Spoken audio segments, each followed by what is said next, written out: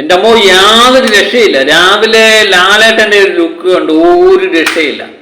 കിണ്ണം കാച്ചിയ ലുക്കെന്ന് പറഞ്ഞാൽ മതി, പൊളി സാധനം.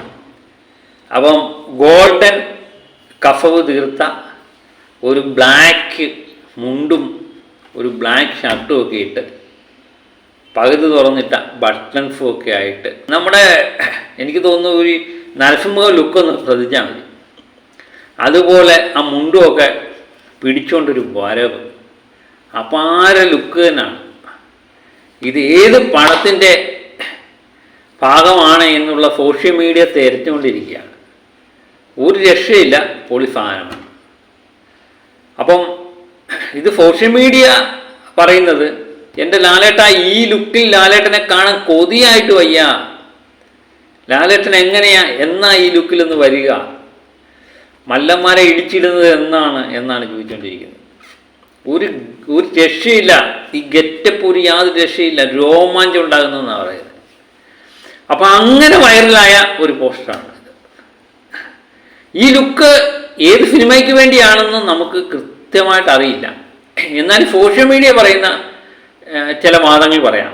ഒരു ഭാഗം പറയുന്നത് ഇത് ബബ്ബബ്ബ എന്ന ദിലീപിൻ്റെ ചിത്രത്തിലെ ലുക്കാണ്, ചിത്രത്തിൽ ലാലേട്ടൻ അഭിനയിച്ച് തുടങ്ങിയിട്ടുണ്ട് എന്നാണ് പറയുന്നത്. മറ്റൊരു കൂട്ടർ പറയുന്നത് മഹേഷ് നാരായണൻ്റെ മമ്മൂട്ടി, മോഹൻലാൽ എന്നിവർ ഒന്നിക്കുന്ന ചിത്രത്തിലെ ലുക്കാണ് ഇതെന്ന്. ഈ രണ്ട് ചിത്രത്തിൻ്റെ ലുക്ക് പുറത്തു വന്നിട്ടില്ല. അതുകൊണ്ട് നമുക്ക് ഏതാണ് ശരി ഏതാണ് തെറ്റ് എന്ന് നിഷേധിക്കാനും പറ്റത്തില്ല.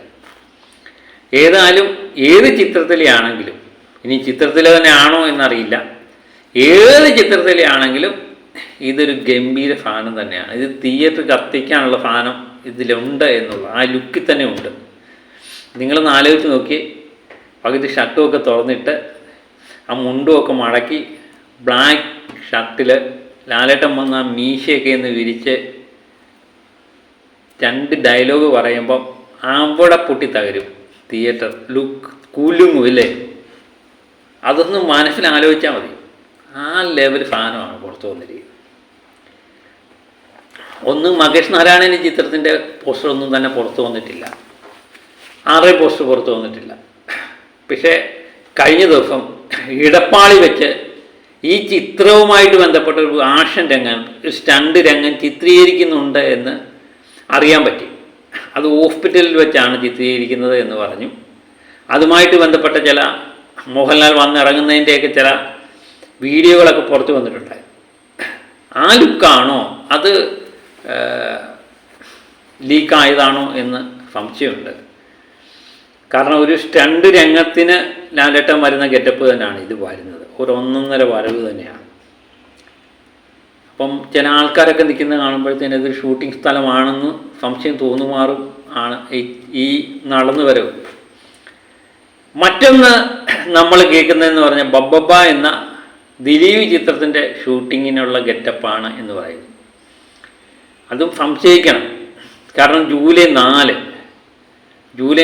തീയതിയാണ് മറ്റന്നാൾ ഈ ബബ്ബബ്ബ എന്ന സിനിമയുടെ മായിട്ട് പ്രധാനപ്പെട്ട ഒരു അപ്ഡേറ്റ്